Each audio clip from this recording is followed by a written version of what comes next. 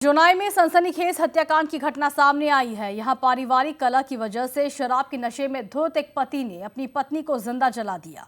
धनंजय हजवारी नामक व्यक्ति ने अपनी पत्नी पर पेट्रोल डालकर उसे जिंदा जलाया। घटना के चलते पूरे इलाके में सनसनी मची हुई है।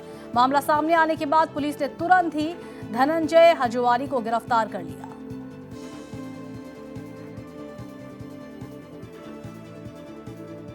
दौरी अহাৰ পাছত আমি চাইছো মানে একদম ফিল্মত যেনেকা জুই লাগি যেনেকা ঝাপ মাৰে বা এনেকা কিবা হয় ঠিক তেনেকা দৌৰি জ্বলি আছিল।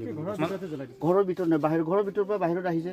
তেতিয়াতো কেৰাচিন কিবা পেট্ৰল ঢালিছিল পুৰা মোটাটো, পানী ঢালিছে। পানীটো জুইটো য'ত এনেকা হিচুৰি গৈছে, মানে জুইটো নমা নাই। যিজনে জ্বলাইছে মই খাই একেবাৰে এইটো এনি টাইম খাই থাকে। এইটো মাইকী মানে সি মাইকী হাজিৰা কৰি আনে, তাৰপৰা সি ঘৰত শুই থাকে আপং খাই পেলাই।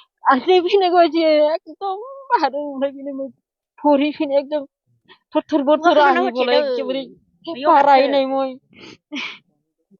হাজবেণ্ডে পেট্ৰল ঢালি জ্বলাই দিছিলে, যাৰ ফলত তেখেতৰ প্ৰথমে তেখেতক হস্পিটেল লৈ গৈছিলে তেলামত, তেওঁক ডিব্ৰুগড় ৰেফাৰ কৰিলে।